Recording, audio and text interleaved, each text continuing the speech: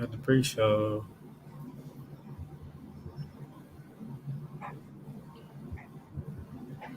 I don't know, man. It's gonna be a good one tonight, fellas. Excuse me.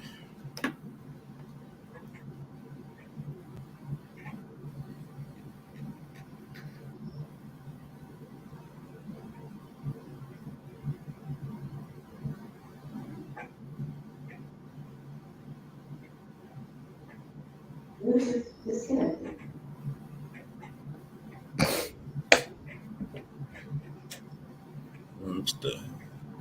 Check on these parlays. Oh, not a game till 7:30. Yeah. I'm not gonna check till the game over. I mean, the podcast over. Why are these people so angry in my DM? I mean, not my mentions.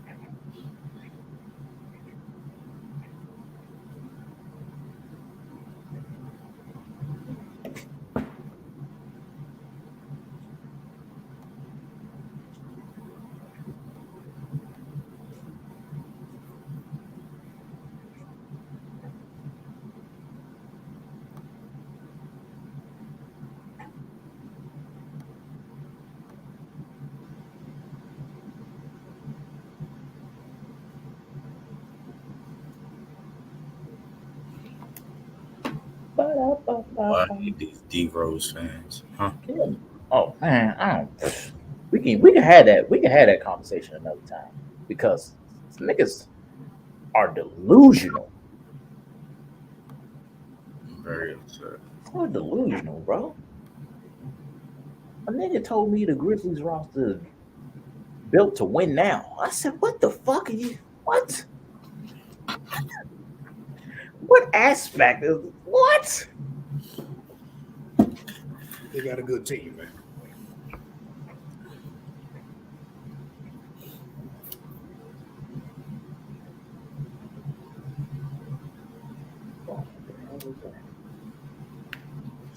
Gang shit, that's all I'm on. Hey, oh my God. I'm looking at the Russian stats for the Rams. Holy shit. Disgusting work. Do we really blame the line or do we blame Akers? We blame Sean McVay for continuing to run the ball. Because I don't understand, bro. I get the run game wasn't working, but it should have not worked this fucking bad. This is awful. Awful, that's it. This is why Mike McDaniel's a genius, son. Because if one run play don't work, nigga, I got about 25 more different styles of it. Mm-hmm. That nigga McVay be like, hey, fuck it. If it ain't working, do it again. Mm-hmm. Do it again. It still ain't working. We're going to keep doing it, though. It look nice. I get it. They was trying to set up some play action because the Bengals are one of the worst teams against play action in the league. But they're not going to respect any play action. They're stopping the run with just one person. It was just DJ Reader and BJ Hill, just absolutely smoking the interior of that line. So. Yeah. Well.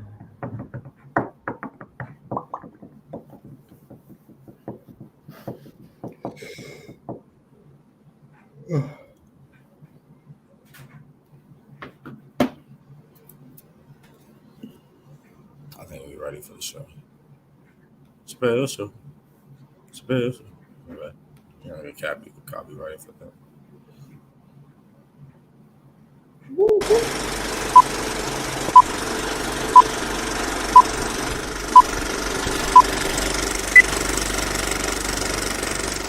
Sip. Yeah. Sip. Huh? Yeah. Big bet. Tell me what you niggas really know about big tech. These niggas be swines, might as well be made of pig flesh. Might make an appearance, but that shit just for the quick check. We the jiggy niggas in the city, bitch dipset. I just made a play and I got double back. In a day, what you make in a month, I'm making double that. I can make the money come easy, I'll never fumble that. I might fill the tub up 100s and take a bubble. Oh, welcome to another episode of 3-Way Deal. Clap it up. Yeah. Why y'all never clap it up? Like, but Why yeah. look like I congratulate stuff? That's true. Never satisfied, always hungry. I hear you. But yeah, we got a nice little lineup today. You know, I'm here back, you know, Grizzly Girl, your host. I got my co-host with me. Oh wait, hold on. What the hell is going on here? There we go. Oh, wow. I was like, wait, what the fuck is going on here? Something felt off. Well, I'm here with my co-host, my man AJ Stu right here. So I'm bottom of the barrel, huh? Bottom of the barrel, yes, sir. Down below. I am a bottom feeder. Great down under. Disgusting. All right, Stephen A. Well, we got to go in here today. You know what I'm saying? We just had the Super Bowl the past weekend, past Sunday. You know what I'm saying? We're going to dive into that. We're going to talk about if Matthew Stafford is a Hall of Famer because for some reason that's a conversation. Anthony Davis being the greatest defender ever.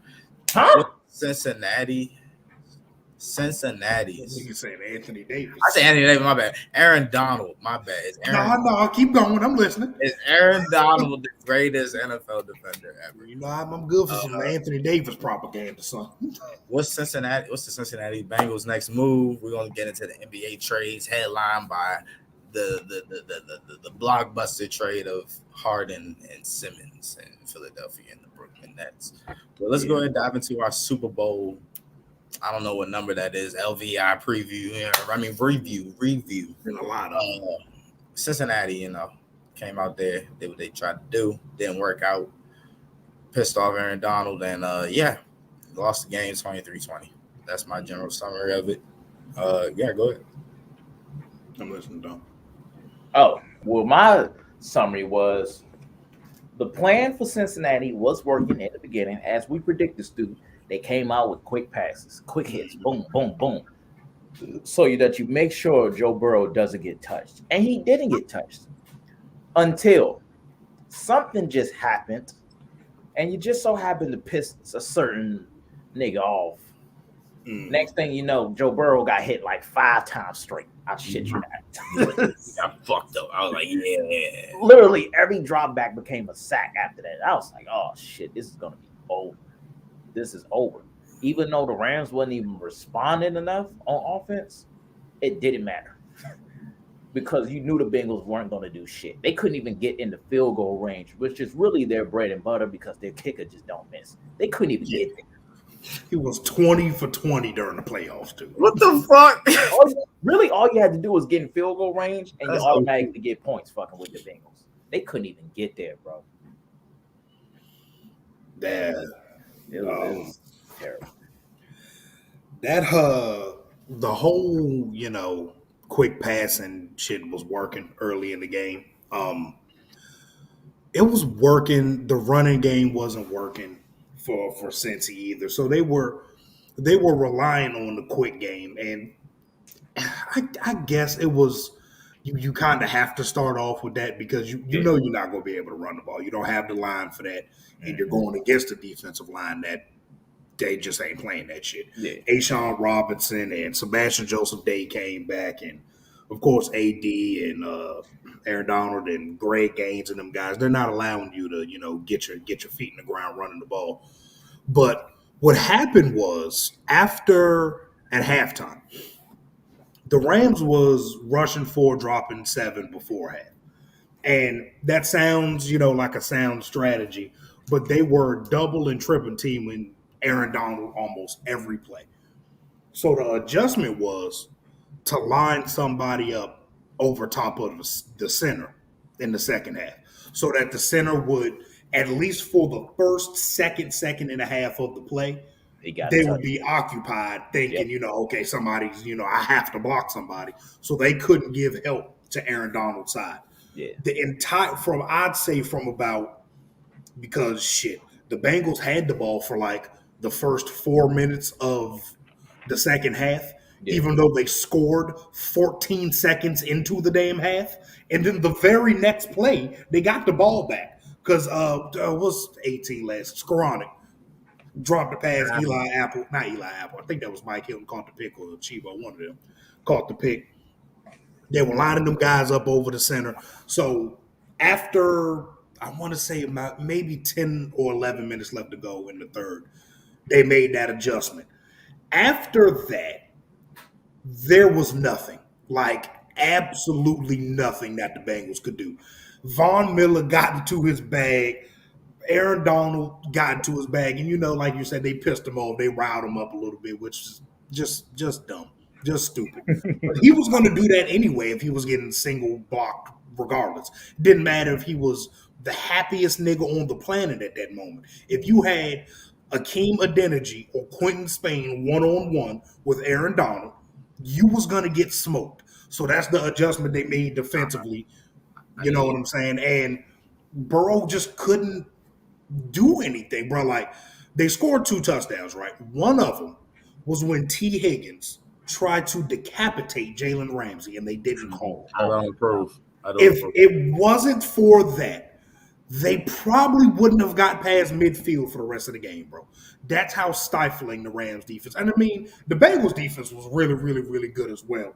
But I attribute that more to Matthew Stafford having to throw to Bryson Hopkins and Ben Skoranek and shit like that because, Odell hurt. Odell basically tore his ACL, or reportedly tore his ACL. Tyler Higbee was already out. And we know Robert Woods tore his ACL a month and a half, 2 months ago. So after that midway point in the third, man, it was that defensive line absolutely took over, man. Aaron Donald should have won Super Bowl MVP. The only reason he didn't was because that last play, it wasn't a sack. Burrow threw it. He would have had 3 sacks then. You had to give it to him at that point. Mm-hmm. But Cooper Kupp also had 2 touchdowns, and one of them was the game winner. So I get why they give it to Kupp, but that was damn, I'm about to call his ass Anthony Davis. That was Aaron Donald's Super Bowl MVP, man. I ain't the only one. Yeah, and Anthony Davis, all-time great. Yeah.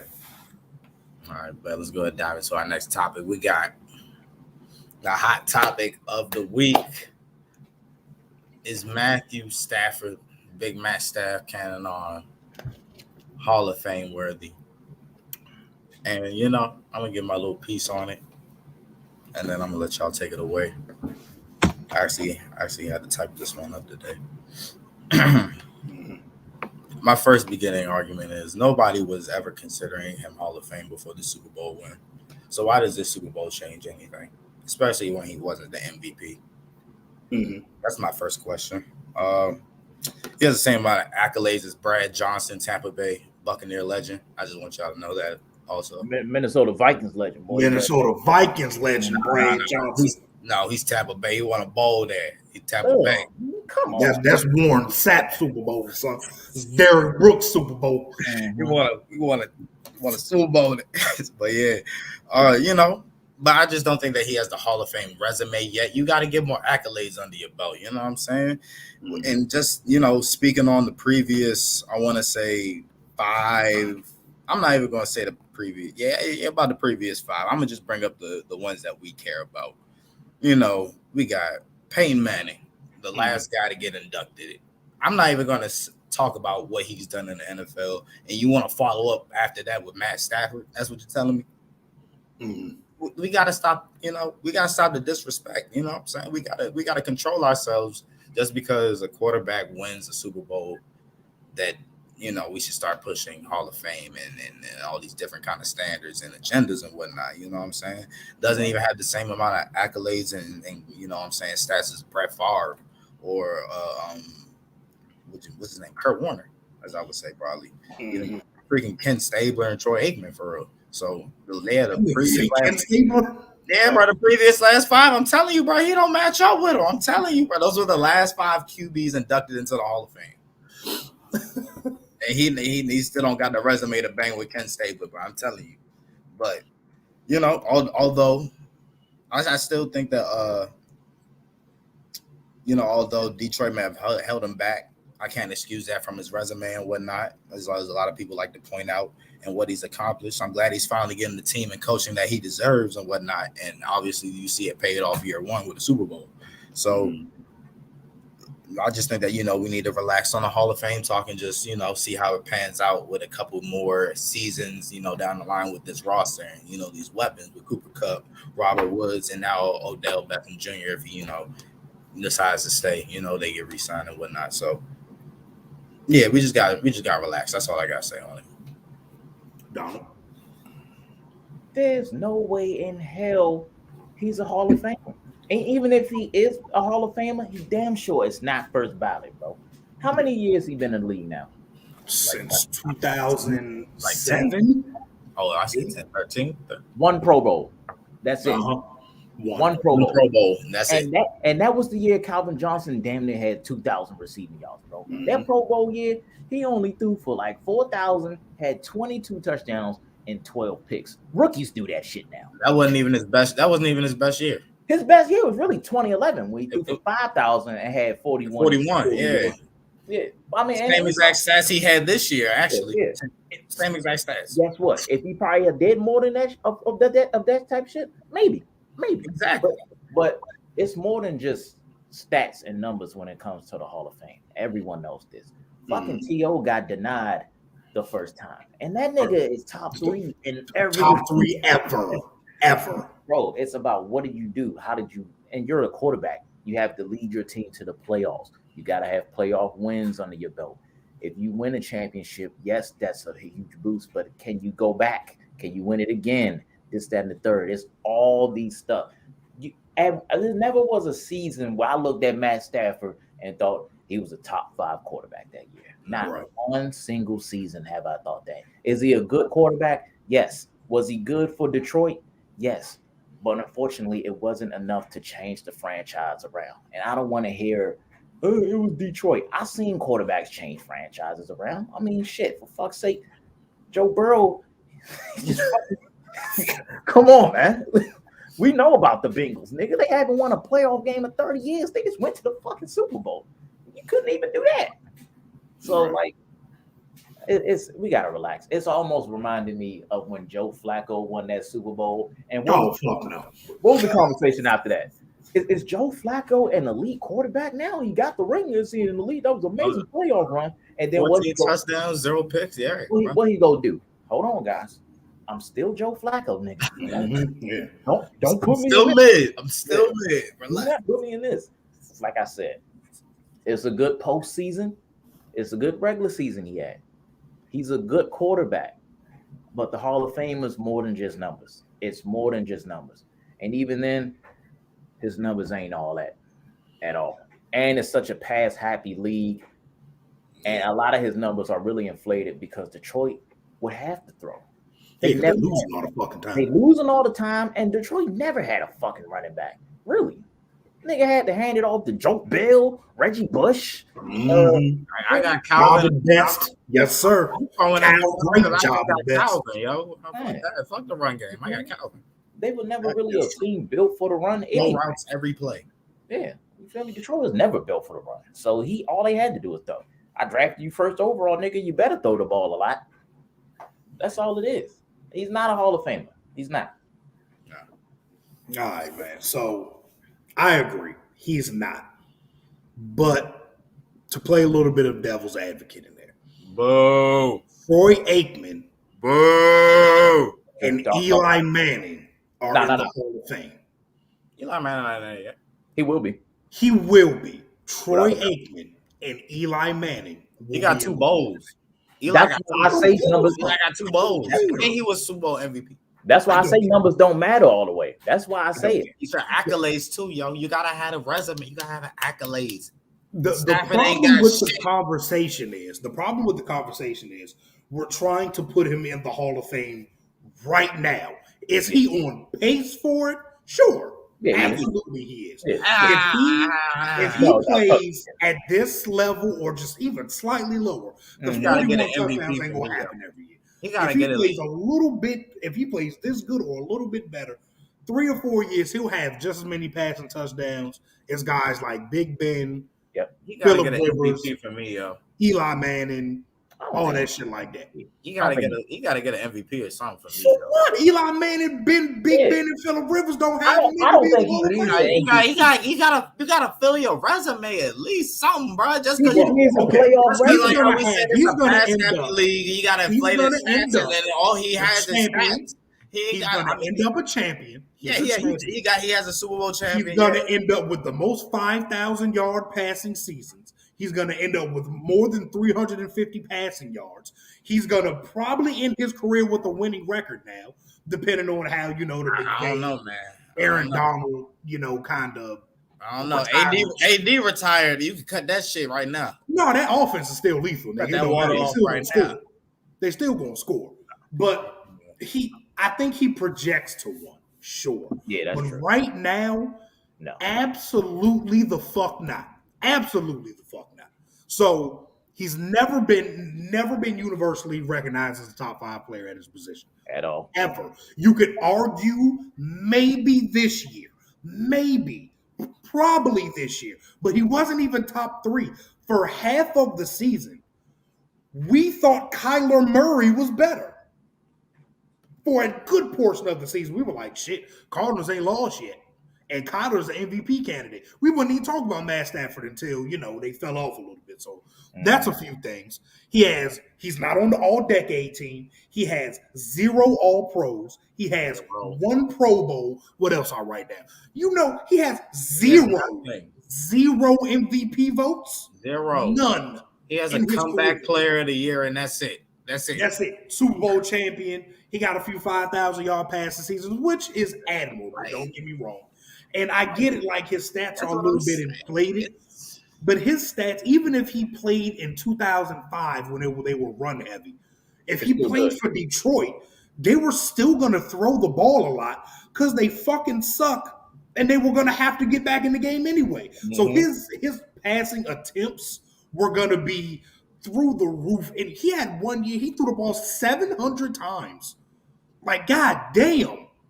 And I saw a couple people on the internet talk about how he was hurt a lot and shit like that. Matthew Stafford rarely missed games. He missed a chunk of games like early in his career. He missed his second season. He missed a lot. Yeah, he played. But after that, it was like 16 games for 8 years.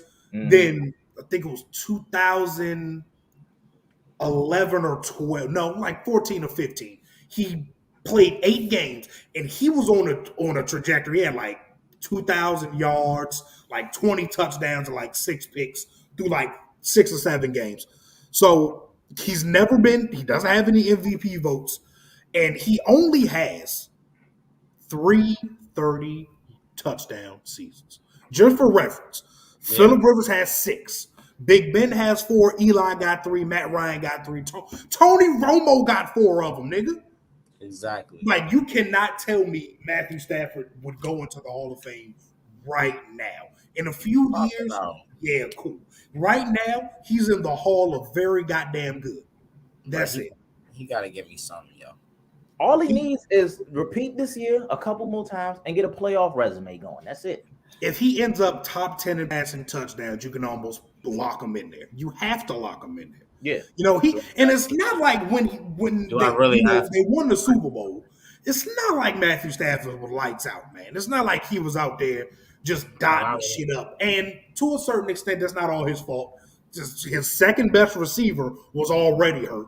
The receiver they signed to replace that receiver got hurt, and his tight end was hurt. So it's not like he was going to go out there and throw for 350 and 4 touchdowns, but he wasn't necessarily the sharpest he could be. Now, that last drive, that was legendary. That was a legendary drive. It was Cooper Kupp, but yeah. It was him and Kupp. They was doing their thing. McVay was like, nigga, I don't care who's open. Throw it to number 10. Don't care about none of that other shit. If you throw it to Ben Skoranek, I'm going to beat your ass. Stu is right, though. If he ends up top 10 in both of the passing categories, I'll pencil him in. Lock him in. Because, again, you're going to put Eli Manning in there for being mid his entire career, but he had a 6-game stretch 2 3-game stretch or 2 4-game stretches in his career where he was really good and they won a Super Bowl. Like, I think we playoff runs for teams matter. But Yeah. when we're putting individuals up to shit like that, the bigger the sample size should matter more. Even though postseason matters more than regular season, like significance wise. But if I play 200 games and I'm elite for 200 games, but I never won a Super Bowl, but another nigga is mid for 215, but he was good for 3 of them, who's the better player? Like, The we Hall of take Fame the don't smaller think sample sizes the because Hall of we're Fame so don't think. infatuated with QB wins. And we're like, oh, well, he had a great playoff run. He's great. So he's not a Hall of Famer. He's not yet. Hall of Fame thinks about that shit a lot, bro. Are you a champion? Yes, bro. Hall of Fame, they think about, because niggas got to understand, the same people that write for the all-pro teams and shit like that are the same niggas that vote for the Hall of Fame. If the all-pro writers from 2007 until now was like, damn, Matthew Stafford was never a top 4 player at his position, how the hell do you get him in the Hall after this? Nigga, Joe Burrow made an all-pro team. Like, come on, man. Come on, bro. You gotta get the resume, yo. But let's go ahead and dive into our next topic. On the other side of football, we got Mr. Aaron Donald himself. And with the speculation,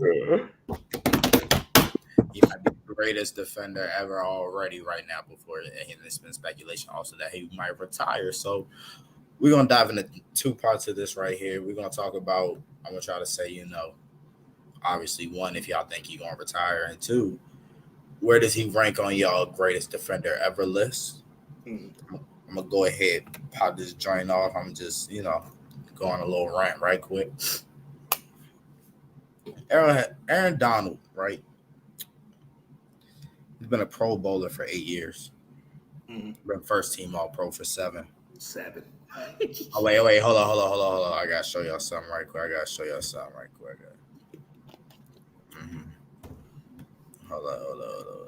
Hold up. We them boys.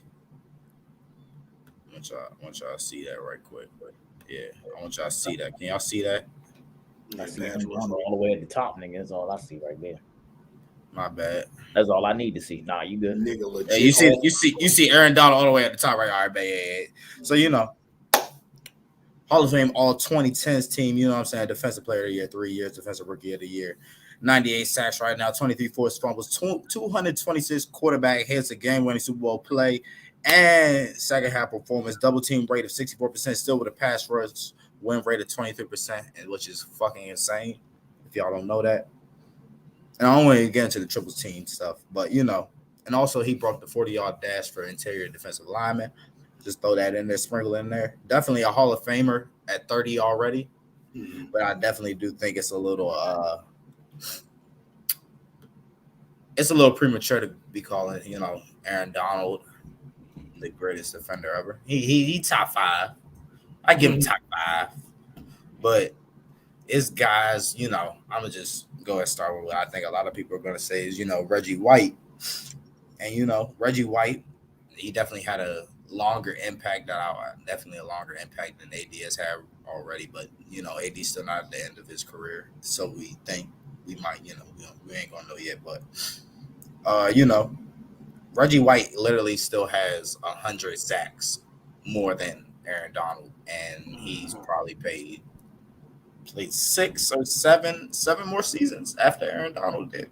Yeah, Reggie White played for like 15 years, I think. Yeah, so Aaron Donald got a from 85 to 2000, and he retired. He gonna have to get on his ass right quick if he want to, catch up to that. Definitely get that. With the Pro Bowls, All Pros, and other miscellaneous stats and awards, Reggie White still definitely has, a longer resume, and, that just comes with time. And, I think that's so premature to think that Aaron Donald might be the greatest. Maybe prime, you could say Aaron Donald's prime might be better. Who knows? You can make an argument for it. But right now to say that he's better than Reggie White, and even to say that he's better than guys like Lawrence Taylor or Deion Sanders. You know what I'm saying? Just because of the way that they changed the game with just influence and culture and the accolades and whatnot and ability that they've shown, because it's similar to AD's part right now. You know what I'm saying? So I think it's just a little premature to be saying that. And, we just gotta appreciate what we're getting from him right now before he does retire, because that nigga is insane. I'll say this though, he got another defensive player of the year. Wrap that shit up in a bag. I give it to him. He's not better than Reggie White. He's not. He'd be the greatest after that. I don't give a fuck. No. Through the same amount of seasons that Aaron Donald has played right now, which is 8 or 9, Reggie White has 24 more sacks. 24 more. Reggie White was on the all-decade team for the 80s and the 90s. And the 90s. He was all-decade. 20 years worth of football, even though he didn't play 20 years, obviously. He came in the decade at the midway point, and they was like, he's still the best of the fucking decade. You just don't get shit like that often, bro. And it's not that Aaron Donald's not up there, but Reggie White also has 8 All-Pros, bro. He has, like I said, 2 All-Decades. He has 2 Defensive Players of the Year. He's a Super Bowl champion. Even though I don't think that Super Bowl shit matters to anybody but quarterbacks. Like, nobody cares about I don't think the defense. I think it's fun. I think it's fun in situations like this, though. Just because it matches up. Yeah, I think it's nice to say just because it matches up, because both these niggas do have Super Bowls. I think that's the only 13-time Pro Bowler. Yeah. Let's see right here. 1, 2, 3, 4, 5, 6, 7, 8, 9. His first 9 seasons in the league, he had more than 11 sacks. 9 years in a row. His first 3 years in the NFL, 13 sacks, 18 sacks, 21 sacks. Then the year after that, guess what he had? 18 sacks. He didn't get triple team. Come on, bro. He played D tackle and DN. He's more versatile. And he was bigger. He think I played DN. Come on, man. Come on. He played DN. Like, let's act like 80 don't be playing DN. Nope. It's not even close right now. Even if you say prime. No. I get what you're saying. 21, 18, and then 18? Come on, bro. No, I agree with you on the sacks thing. But the impact only that 2 people that had a 3-year run like Reggie White did was JJ goddamn Watt and Chandler Jones a few years ago. Like, bro, to me, it's not even close yet. Hassan Reddick almost did it too. And do we even know if he's better than Bruce Smith, bro? Bruce Smith got 200 goddamn sacks. 200. Is he better than? I would probably take him over Deion, maybe, because Deion couldn't tackle. But is he more valuable than Ed Reed was? Like, there's some guys that you can put on that list and argue with Aaron Donald that are the best players ever. Like, again, Aaron Donald is he's probably the best defender I've ever seen. No, Ed Reed. He's the second best defender I've ever seen in my life, man. He really is. But I think there's 2 or 3 guys that I could clearly say, and I didn't even mention fucking Lawrence Taylor yet. Didn't even mention him. The old heads, anybody over 35 years old, will scream to the high heavens that Lawrence Taylor is the greatest football player they've ever seen in their life.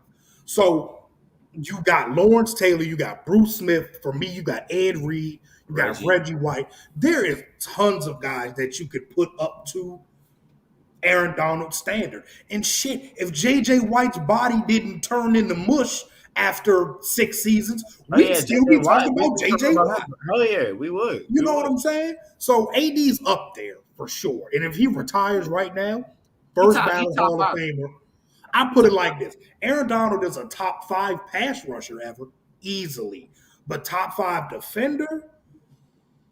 I don't know, man. I don't know. He's close.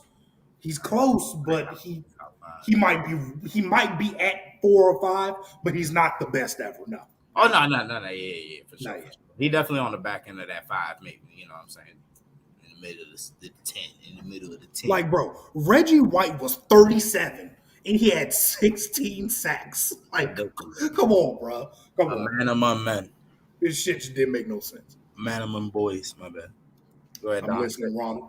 Say your piece. All right. So you know me. You know I always say Aaron Donald is the greatest of all time. He's the best I've ever seen. That's just something I say. Now I'm gonna be realistic here. It's not there yet, but I say that all the time because of projection. Just going off projection.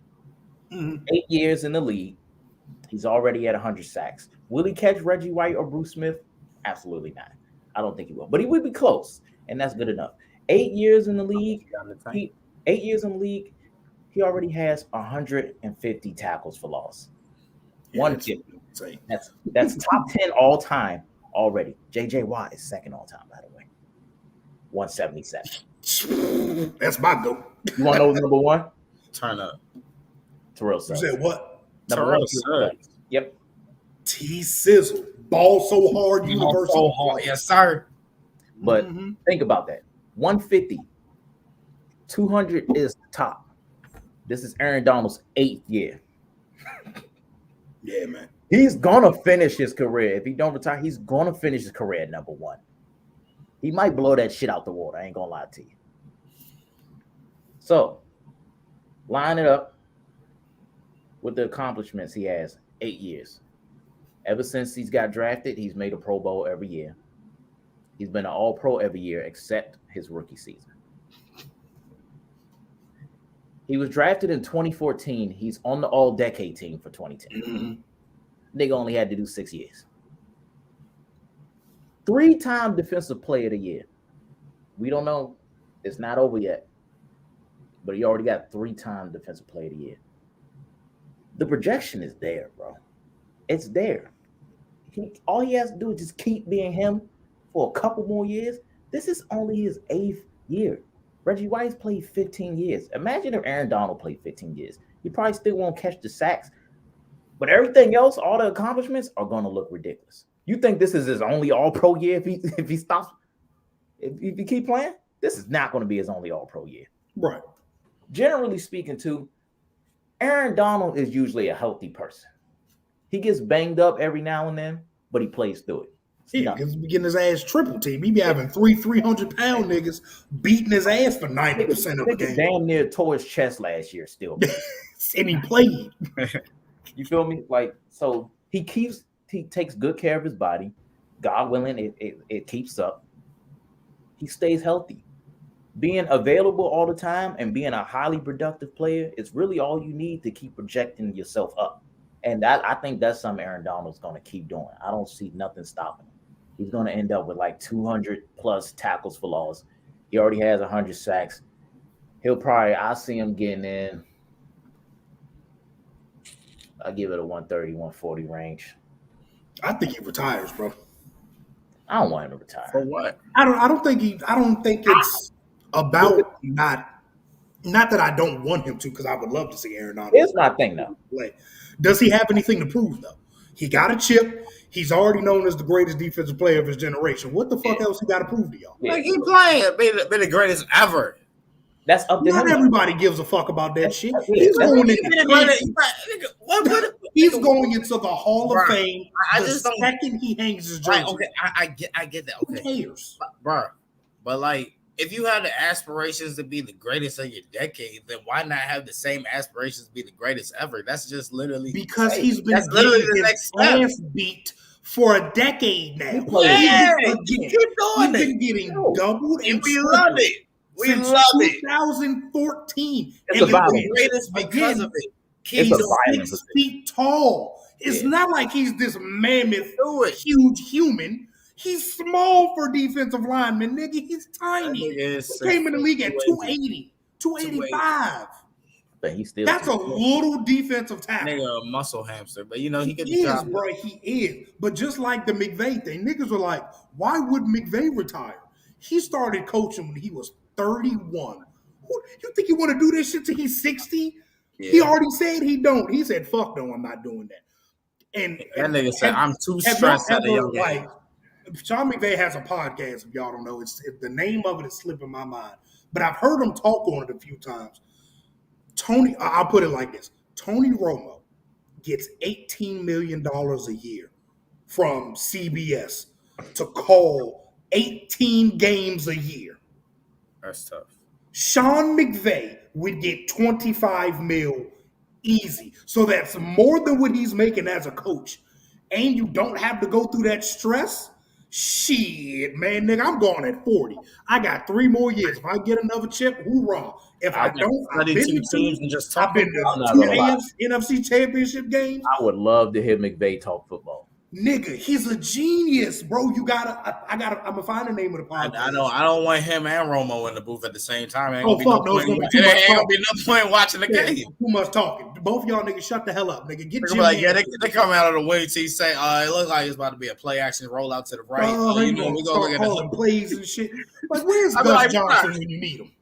I'm like, Brian, man, shut up, nigga. Like, Romo's enough. Like, Romo will tell you the play before it's happening. Bro. And it's in the biggest moment of the game. They're like, oh, they're going to fade the Gronk here. Like, that's their favorite play right here. I'd be like, mother, shut up. Shut up, Tony. But yeah, McVay would be great at that shit, bro. So if I'm McVay, I'm out of this motherfucker when I turn 40, maybe 45, maybe with McVay now. Yeah, while I'm so young, yeah. Why? Oh, another that's not young, decade, but like that's young enough. We kind of underestimate how much these dudes love their family. He's already been away from his family for a majority of their lives for 7-8 years now, like as an actual NFL guy and then as a coach. So I don't see why not him, and I don't think both of them will. I think one of them will come back. But either McVay or Aaron Donald is gone real soon. But they ain't got nothing else to prove. I hope not. Nigga, Sean McVay is 36 and has for the love of the game. What happened to for the love of the game? That shit don't matter. What was Drew talking about? Integrity of the game. Man, fuck the integrity. Nigga, I'm finna get paid $20 million to call games in a booth. Yeah, okay, I'm out. See you, nigga. Nah, I'm actually cool with that. That works with my agenda because Aaron Donald plays a highly violent position, and he has a family, bro. He plays a very violent position, and at the end of the day, he has a family he loves very much. And he's 6 feet tall, 285. He ain't big, man. He's very strong, but I can guarantee you, he be getting his ass beat, man. I'm sorry, he do. He be getting his ass beat. He do. It happens. It happens. A lot of trenches players they last longer than a lot of other players, bro. That's the crazy thing about it. Really, O-line, they get beat up the most. That's the crazy thing about it. O-line can do it for a long time because this is what I do. Yeah, but niggas be fucking their kneecaps up. Niggas be getting that's punched. These niggas doing all this shit. That's why they try to cut that cut block. Niggas, get hit in the back of the leg. They be like, Are you trying to get a sack or are you just trying to kill me, nigga? Hey man, a little bit of both. Shit. All right, but let's go down to the next topic. We're going to get into Cincy's next move. What are the Bengals going to do next after this Super Bowl run? So obviously, first and foremost, you got to address that. You got to just spend every hour, minute, day, week, month, second, millisecond. Everything you do needs to be invested into that O-line, whether it's trade, whether you got to go pay a motherfucker, or you got to draft a nigga, whatever you got to do to protect that man, Joe Burrow, because I promise you, if you have a decent O-line, I'm about 80% sure you win that game right there. If you have a decent O-line, because y'all seen on that last play. Decent O-line wins them the game, nigga. Y'all seen on that last play.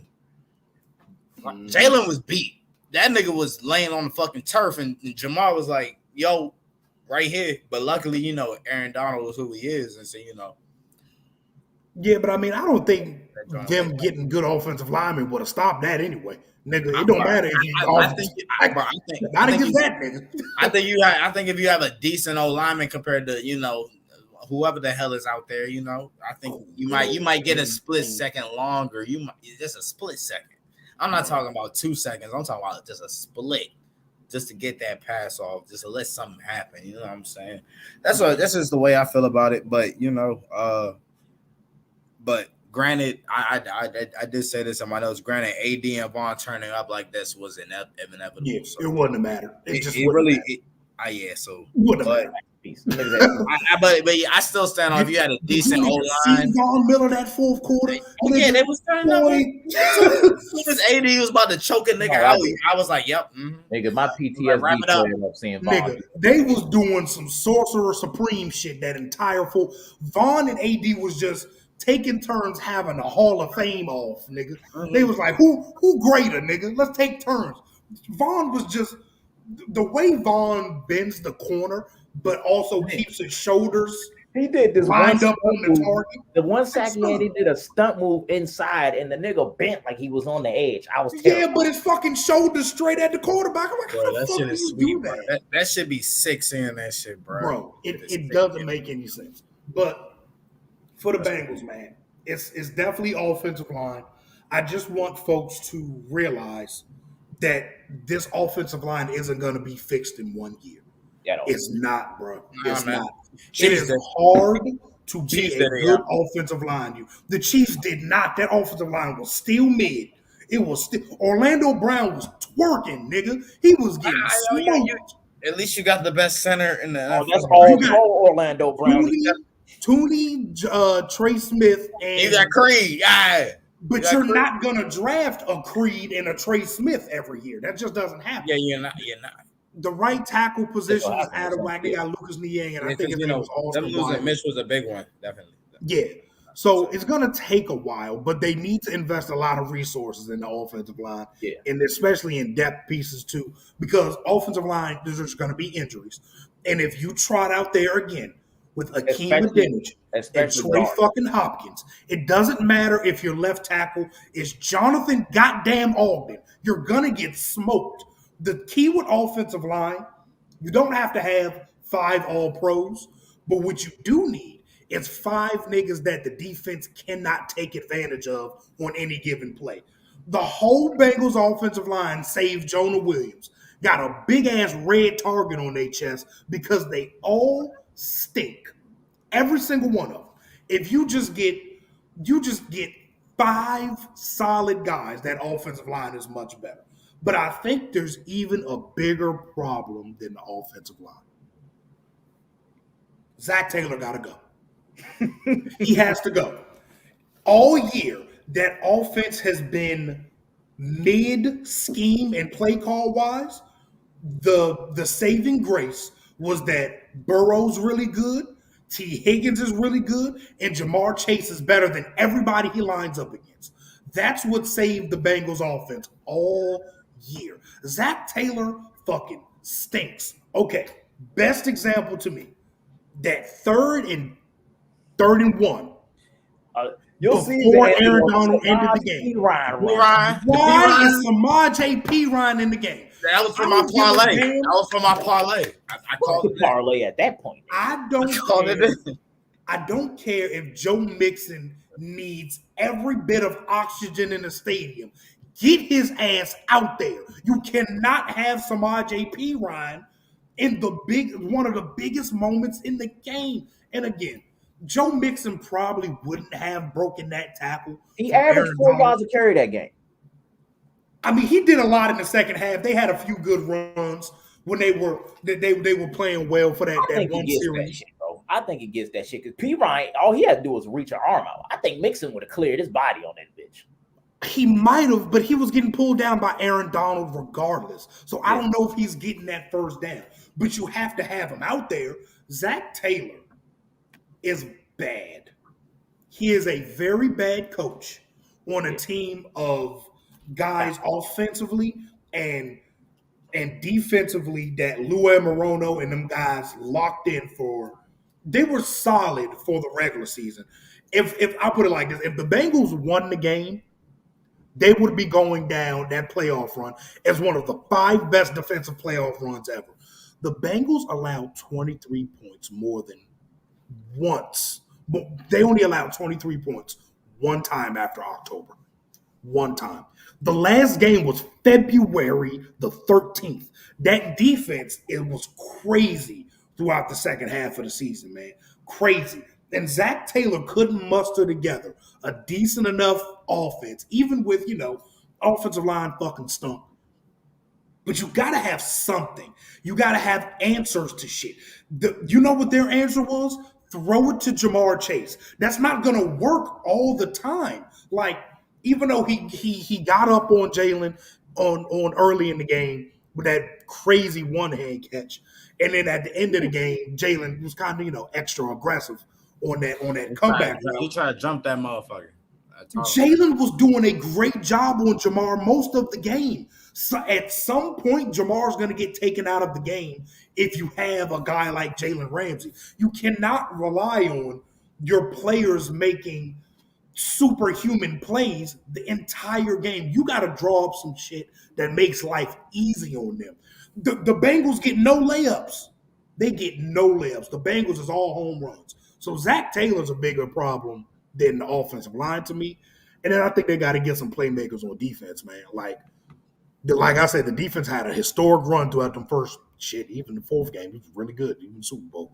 But they got a lot of free agents. B.J. Hill a free agent, Jesse Bates a free agent, Larry Ogunjobi a free agent.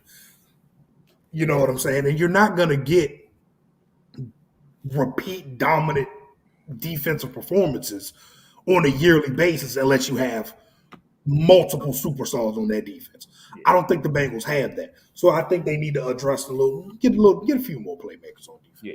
So the way I see the Cincinnati situation, it's a good situation to be in, to be honest.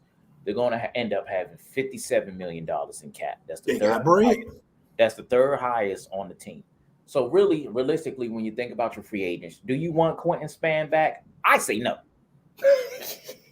He stinks and he's 31. I can go draft me a young guard that can do better than that shit. You be talking that shit on Twitter. I like him.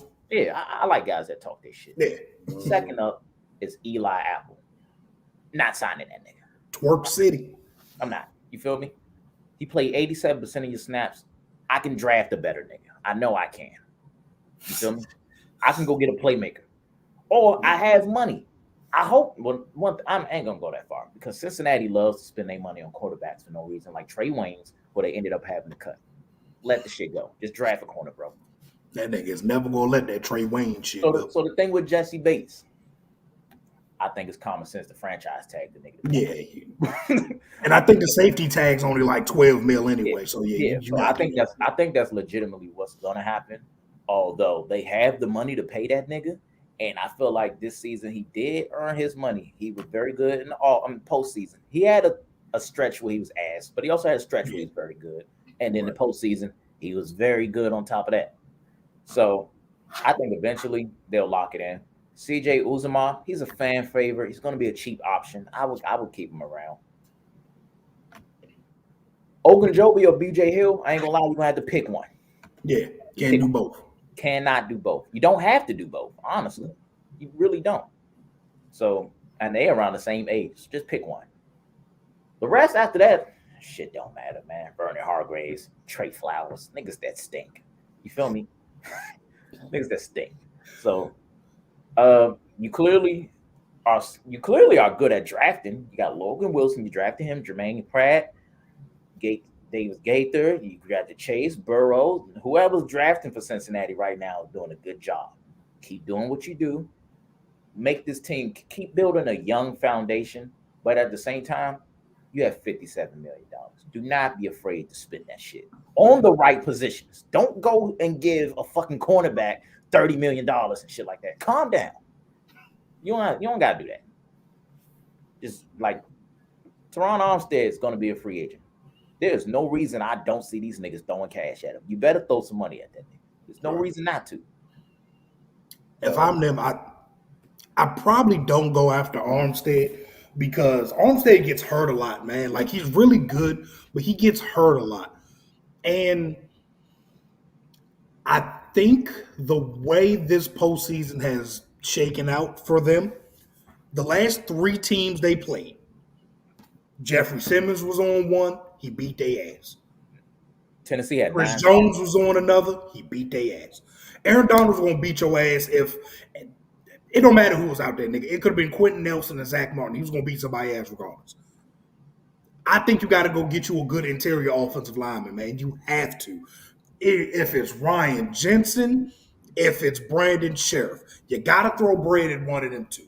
You got to. And I would rather them draft a tackle because good tackles don't get into free agency often, man. They just don't. So, I mean, there's a reason Teron Armstead is going to be a free agent. It's not that he's not good. He just get hurt a lot. So, they gotta address the interior of that offensive line, bro. It's fucking putrid. Like, it's terrible. They took out Hakeem Adeniji in the Chiefs game and then put in Jackson Carman, their second round pick, and the shit got worse. Nigga, that's awful. That's awful, man. That shit bad, bro. Yeah, definitely. I feel y'all on that. We're gonna dive into our NBA portion of the podcast right quick. We got a nice about 6-7 topics right here, but we're gonna keep it short and sweet. You know what I'm saying? Give it a nice little spill and whatnot. Just what you think about the trade. Let's start off with our big blockbuster. Kristaps Porzingis to DC. Oh my God. Pingus. Oh my goodness. What is going on in the world? We did something. We actually pulled off a move in here in DC. Fucking hate it. We traded, the Wizards traded Spencer Dinwiddie and Davis Bertans to get Kristaps Porzingis and a 2022 second round pick. How are we feeling about that? I personally, I don't care for it because y'all know I hate Kristaps. He didn't help Luka, so he's not gonna help us. So, boom. So my thing is, I like the fact that we dumped off shitty contracts. If there's one thing our new GM knows how to do is he dumped some shitty contracts just to go pick up another one. But he go dump them all. It's nothing to dump them all. Getting Porzingis is stupid to me because now you're at the point of what are you really doing? You clearly are ignoring your rebuild, but you're not really going all in. Your team is now what? Bill, Kuzma, Porzingis. That's not going to win you shit. Stinky as fuck. You're not even finna get all them niggas all season. I wouldn't even be shocked if Porzingis ends up on IR with Bill before the season's out. To be honest with you. You picked up a hurt nigga, man. Then you go and trade and get Ish Smith back on the team. And Vernon fucking Carey. For Montrezl Harrell, a former 6th man of the year, you got no picks out of that trade. You got a nigga you had before and a nigga that we know don't do much of anything. But you gave away a 6th man of the year candidate for him. And you put him on one of your rival teams you got to deal with in the East. What the fuck are we doing? Yeah, man. The Porzingis deal was weird to me for y'all. For the Mavericks, is cool. They got a guard that's going to put pressure on the rim. Yep. And they got another shooter, which is cool. But y'all just swapped out 2 bad contracts for another bad contract. Like, at the end of this deal, Porzingis is going to be making $36 million a year. Kristaps Porzingis.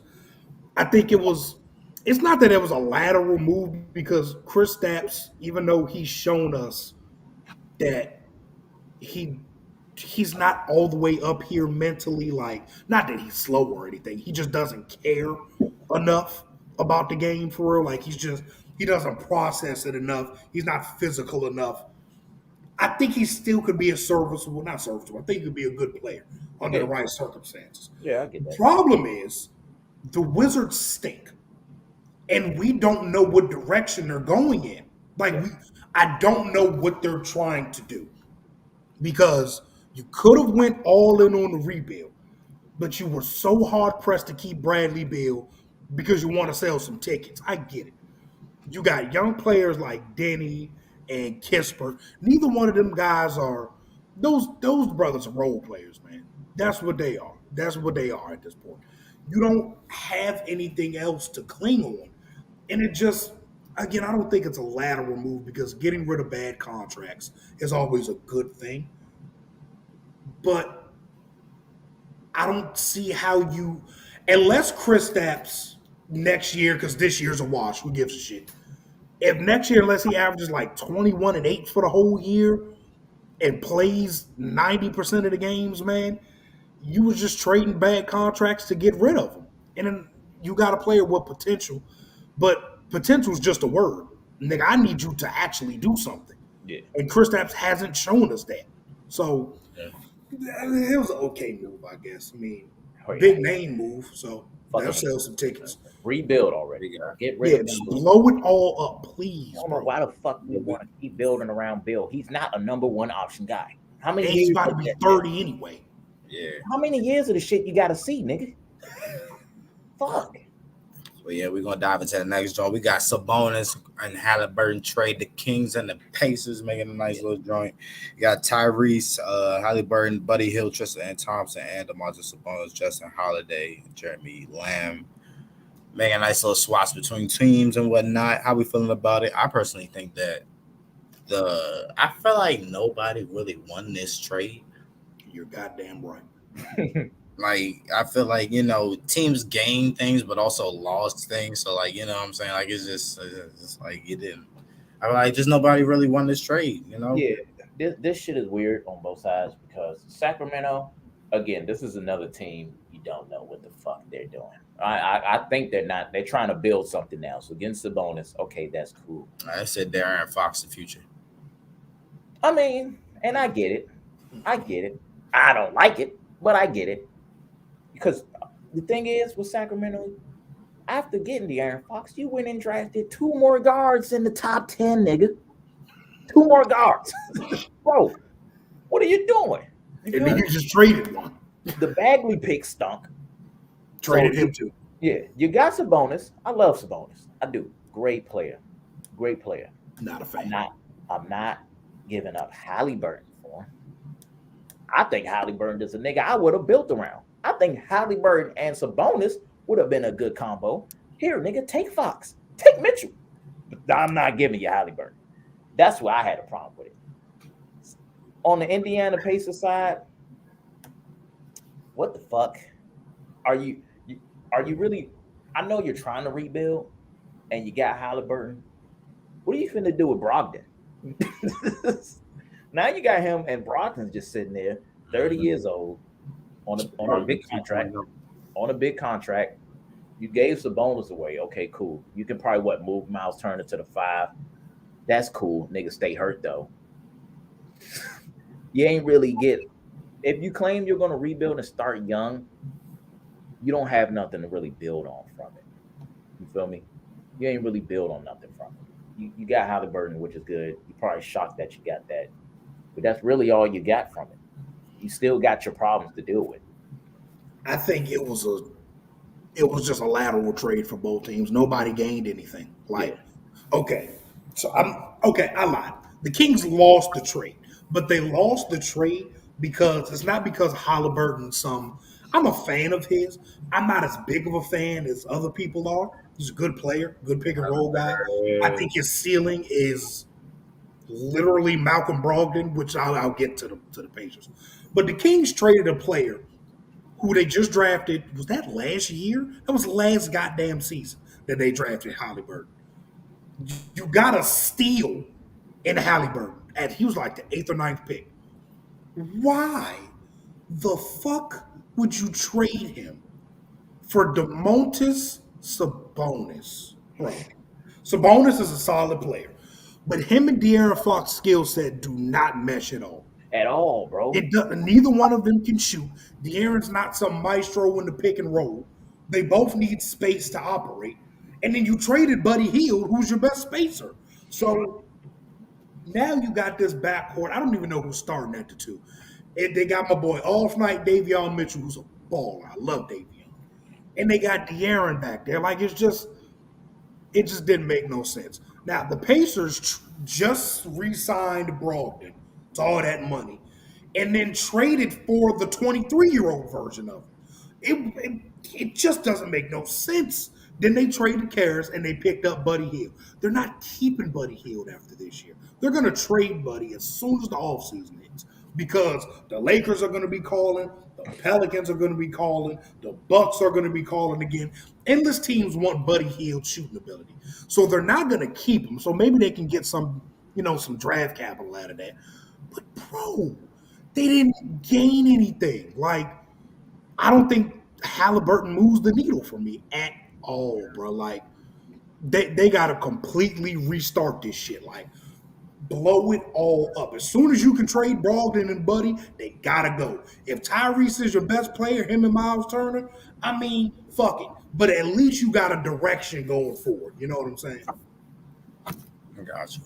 We definitely feel what you're saying, bro. But we're gonna dive into the, CJ McCollum, the North, and I said North. The New Orleans Pelicans. I apologize. Nice little transaction that went on, and the trade details was actually CJ McCollum, Larry Nance, and Tony Snells to the to the Pelicans for Josh Hart, Nikhil Alexander Walker, Thomas Satoransky, Didi Lulada. I'm not even gonna try.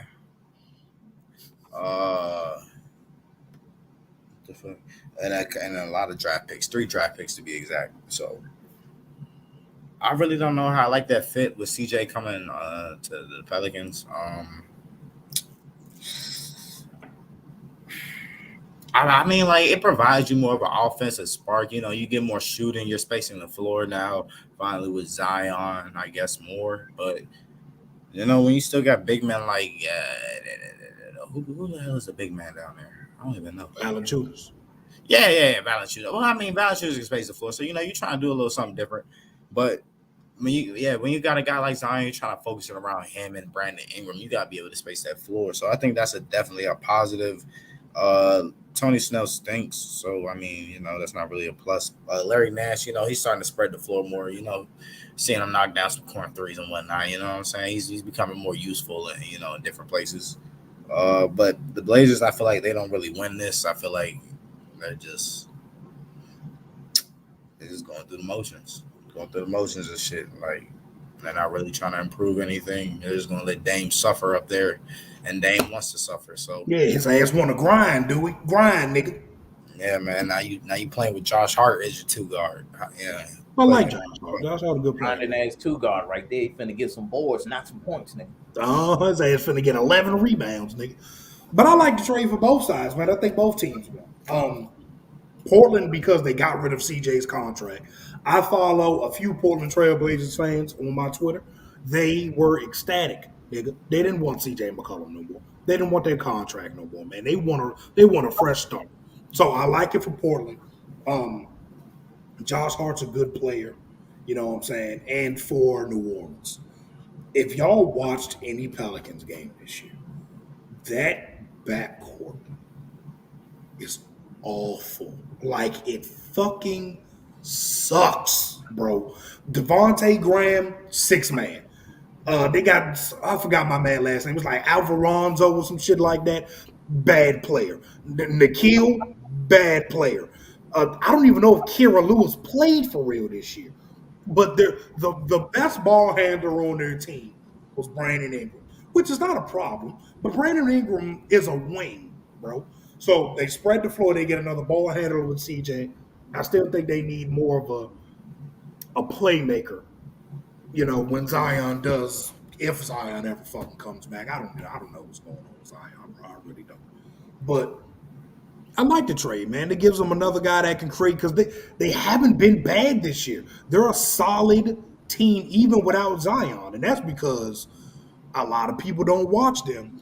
But this nigga Herb Jones, bro. Herb Jones is one of the best defenders in the league already. Player he went to Bama. He's a great defender. Brandon Ingram's out there doing his thing. Valanciunas shooting threes and shit now, man. Josh Hart was good before they traded him. So that was a good trade for them, man. I like it. I don't really care about the trade, but I'll be honest. Keep it on it. Nobody really gets better.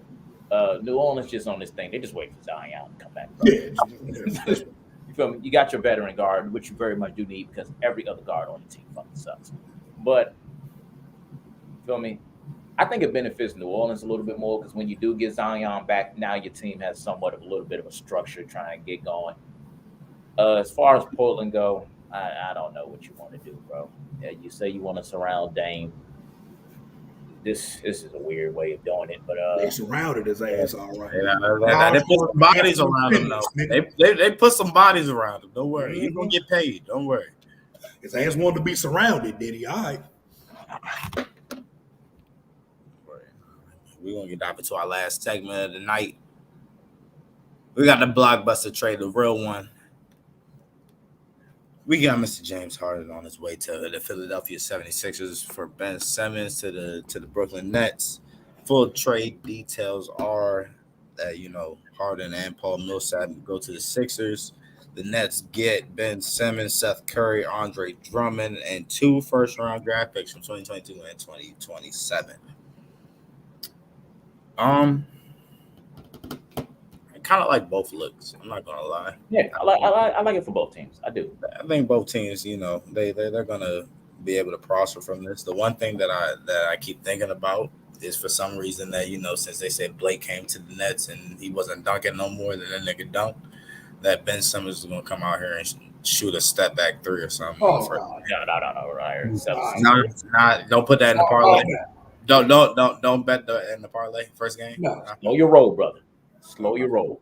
But I definitely think that Harden and fucking Embiid pick and roll and that pick and poppy. Oh my lord, just cancel everything. I feel like that shit is gonna be OC. It's gonna be guarding that. My brain's gonna explode. Especially just the way that Harden is able to collect fouls.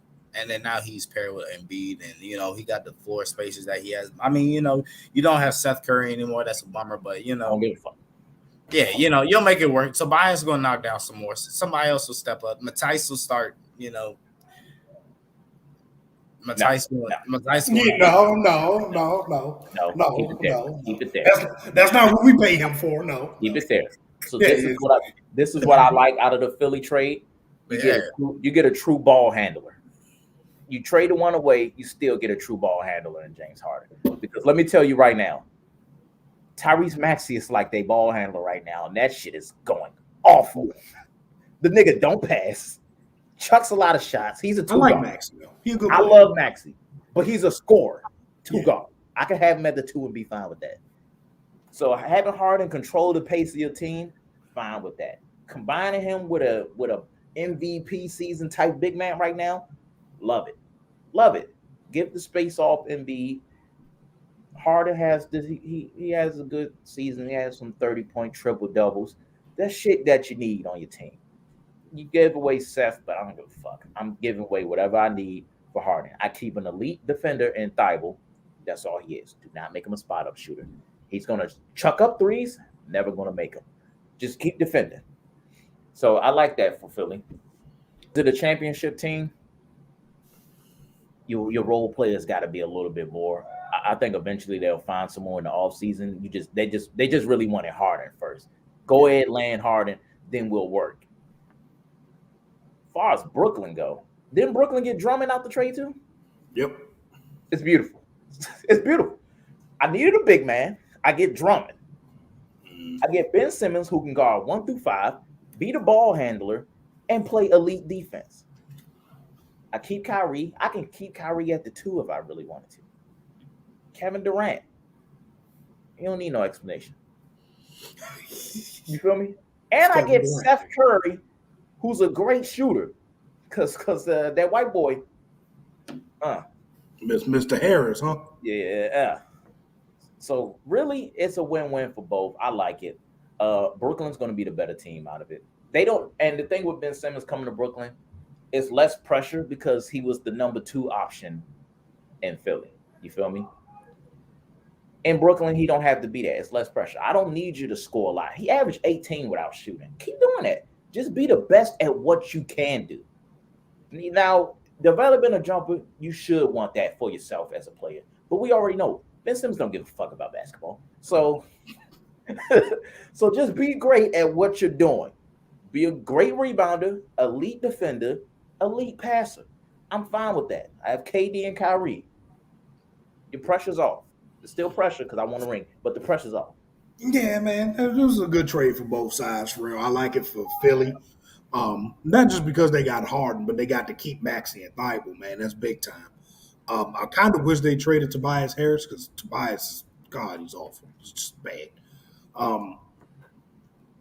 Harden and Embiid they're going to draw so many goddamn fouls. It's going to be ridiculous. It's going to be ridiculous. And Embiid's never played with a guard that can create like Harden can, man. So he's not going to have as much pressure. And no, if you watch the Sixers this year, even though Joel was dominating in the post, they sucked at entry passes, bro. Like simple shit like that, they couldn't even do that. Harden can do that, bro. Harden can do shit like that. Yeah. I think Philly wins the trade for now because Ben is a good player, Seth is useful, Drummond is solid, but none of this matters unless Kyrie's gonna play. None of it's gonna matter, bro. Yeah, that's true. It's really not gonna matter if Kyrie don't get vaccinated and isn't able to play in the playoffs or play most of the games in the playoffs. All of this was for nothing. Like, not for nothing, because in the offseason, I guess maybe you could entertain trades for Kyrie and shit like that. But all of this was for nothing, man. Like, Ben Simmons and KD ain't winning you shit. It's not. It's not winning you. And I see you had to get Harden up out of there, though, because Harden didn't want to be there in the first place, man. Yeah, it was a clear lock. Even last year, the first place the rumors were going to was Philly. It was supposed to be a 3-way trade. Houston, Philly, Brooklyn. That was supposed to be it. They were supposed to all exchange guys, and we were going to come to the same conclusion we just came to. Just with a little pieces, just different pieces here and there from the third team from Houston. But still, we would have came to the same goddamn solution we had now. Harden always wanted to be in Philly. He didn't want to be in in Brooklyn. Steve Nash ain't a good coach, man. But both teams are going to be very, very good. And if Kyrie, I can't tell the man to do what to do with his body, and I'm not suggesting that he does whatever he got to do. But if Kyrie gets locked in, I'll say that. I think Brooklyn improved more on their weaknesses than Philly did.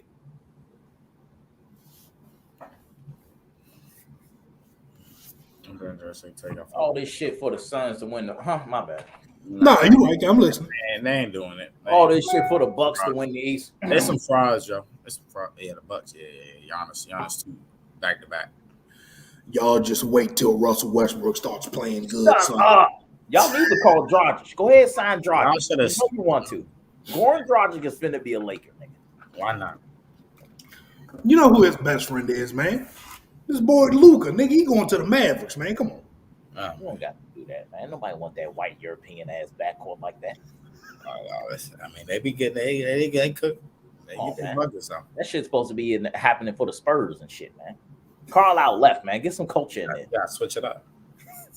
What you mean? They got a black coach, Jason Kidd, yo. Not fully black, not the way he is. You can't tell. Can't tell. But like Australian black. Come on, man. That's another episode of 3-Way Deal.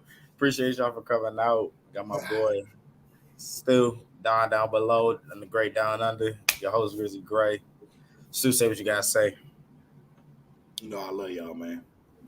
I get tired of hearing that now. Hey, I got something to say. All my FanDuel boys out there, man, keep grinding, man. We got to stay the fuck down, man, but never give up on this gambling. nigga hit one time.